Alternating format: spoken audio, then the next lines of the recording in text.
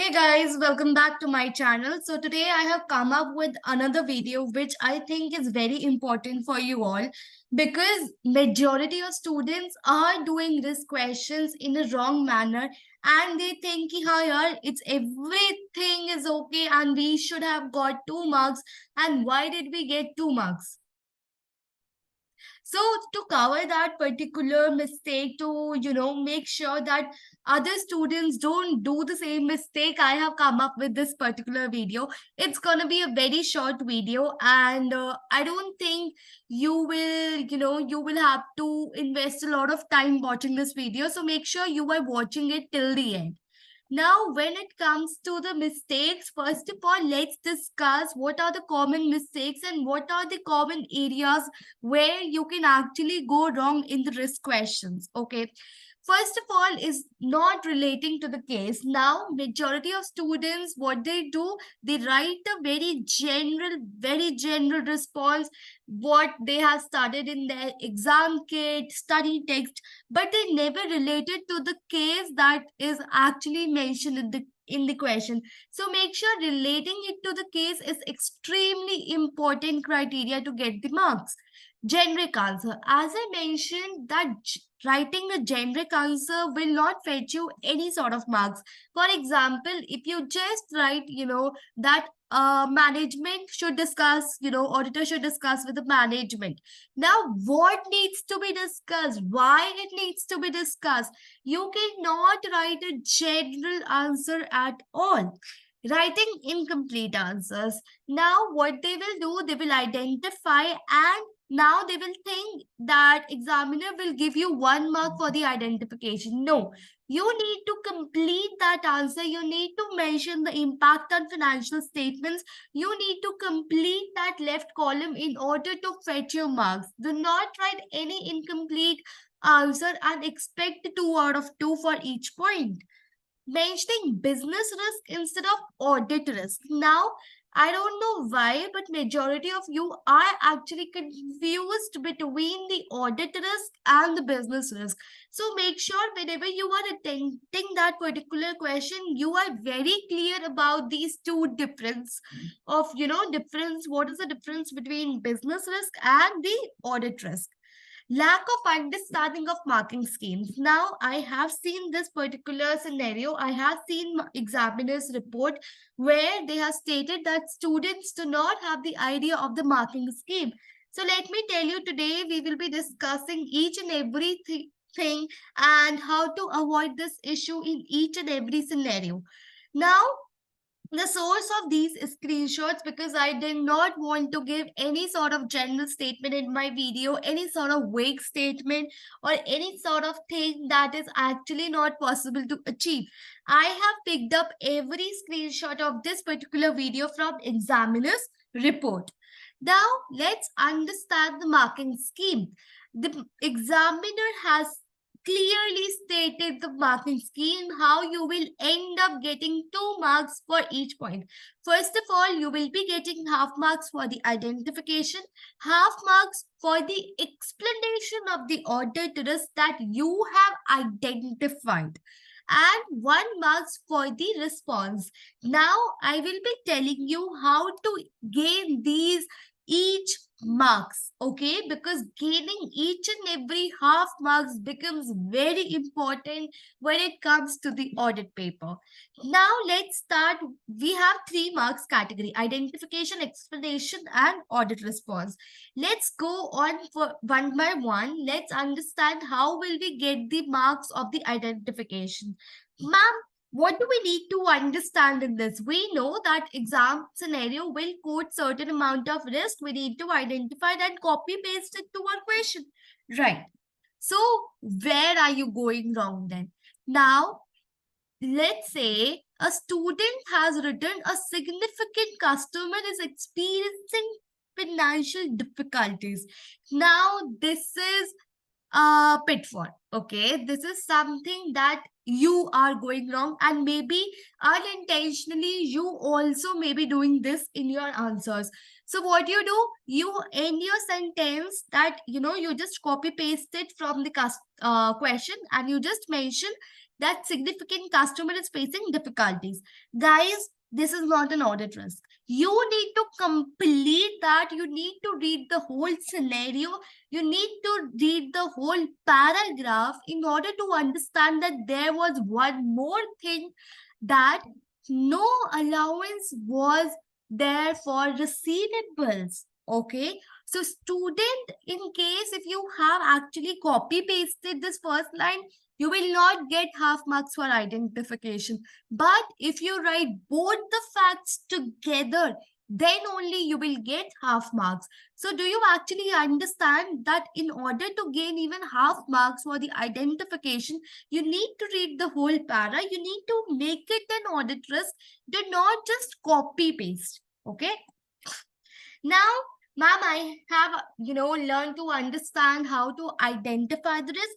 Could you please explain me how to explain it, right? Because explanation, I don't know. I am lacking behind as compared to many other students. And it is of just half marks.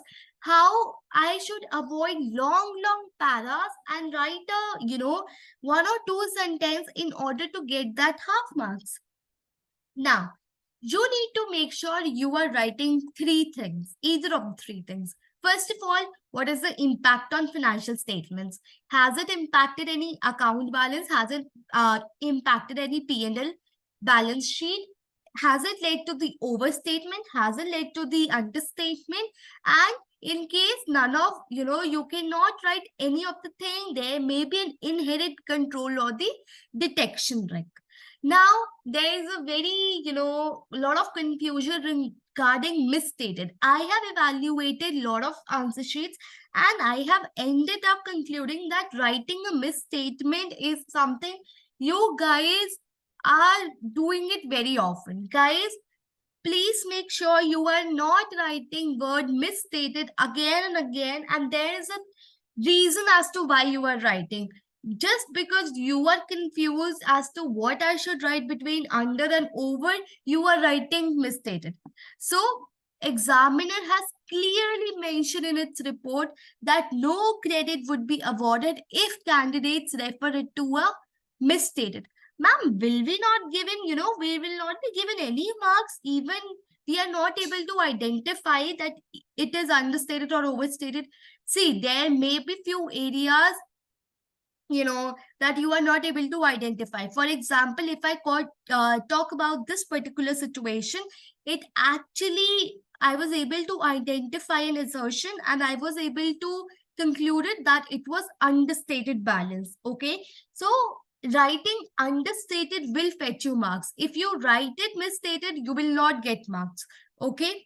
So please make sure you are not just writing misstated, closing your eyes. Please open your mind. Please see if you are able to identify whether it is understatement or overstatement. Now, I know we make a table, we make a left side, we make a right side. Now, for the left side, we have gained 1 full marks, half for the identification and half for the explanation. Now, let's move on to the right side, which is a 1 mark, which is the response. Now, response must be practical and it should be within the context of the scenario. Do not actually write a management response, but an auditor response. Okay, so this is the first thing that I mentioned at the start of the video, that you should always relate it to the case. You should always write it in context of the scenario and do not write any sort of vague answers. Additionally, candidate response for the new loans are vague. Now, for example, I'll just relate it to what happened in this particular case. There was a loan that was actually mentioned in the scenario. Okay. So what student wrote that I need to, review or confirm the split of current and non-current liabilities of this particular new loan. Now, you will not be given marks. Why? Why you will not be given marks? Because you need to make sure that you are answering how it needs to be confirmed, how it needs to be reviewed. Do not just write a response as to a procedure. Do this. The auditor should do this. Why he should do this? How he should do this? Okay. So make sure you are completing your answer. Now, I am sure you must have written word professional skepticism in your, answer. You must have identified a response. The auditor should be professionally skeptical about the management, about this particular account balance, right? What examiner has to say about it?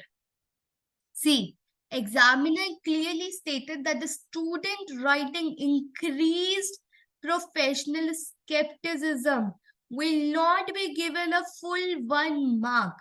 Ma'am, why? This particular answer I saw in the exam kit, they actually mentioned. I completely agree. But increasing professional skepticism, see, you need to, will gain you actually only half marks. To get 1 full marks, you need to write 1 additional testing. Okay. So make sure you are actually, this is most ignored area. Okay. Now, incomplete answer. When I mentioned that students are writing incomplete answers, this is how examiner had responded to it. Auditor response do not have a detailed procedure. Rather, it has an approach that the audit team will take, right? Now, students have mentioned only discuss with the management. You will be given 0 marks. What needs to be discussed? Why it needs to be discussed, okay? So, review the breakdown of development. This was first example. Second example, a student wrote review the breakdown of this. This will give you only half marks. To get full marks, you need to make sure how it needs to be done, how you will be doing a review, what you will be reviewing. Okay. Ma'am, then how to write a response? You have highlighted so many mistakes that a student does. And I am, even I am confused myself that, dude, yes, I am doing this mistake on my regular basis. Then how should I write the answer? So your response should cover 3 parts: what, why, and how. And no matter what response you want to write, you will end up scoring 1 mark. Okay. Now let's see with the example, ma'am, how I need to mitigate all these 3 things in an auditor response. Let's say this is a snip of, exam kit answer. There was a risk that director remuneration disclosure was not disclosed. Okay. So this is the, explanation and identification. They got 1 marks. We are now concerned with this particular part. How auditor should respond? He should discuss. What he should discuss? The requirements of the local legislation. Why he needs to discuss? To determine if disclosures are appropriate. Ma'am, let's see कि आपका answer, your answer matches to the exam kit answer. How? Discuss with the matter with the management. What needs to be discussed? Requirement of the local legislation. Why it needs to be discussed? To determine the disclosure are appropriate. So whenever you are writing, a response, make sure you are answering 3 questions. Are they complete? You just mention in the mind that yes, tick, tick, tick, tick. Okay. Now, few students have actually complained that, ma'am, there were not enough risk to write it down in the case, and there were not enough risk as per the marks they have mentioned. Guys, let me tell you, this is not at all possible. The scenario will cover large amount of risk as compared to the marks. For example, if it is of 8 marks, you have to identify 4 points. So there must be at least 5 to 6 points in the question. So please do not come up with this particular complaint, ma'am. There will not enough risk to be, mentioned in the question. There were not, I was not able to identify. Okay. Now, these are the few questions that I actually found it in examiner's report that you can practice in order to identify whether you are writing correct response or not. Are you getting 2 out of 2? So make sure you actually practice these questions to, sharpen your skills in the risk question. So that's it from my end. I hope you found this video to be useful, and I made it after so much of research. I hope it is helpful to you guys in at some point of time. So make sure you subscribe to my channel. Thank you so much and have a great day. All the best for your exam.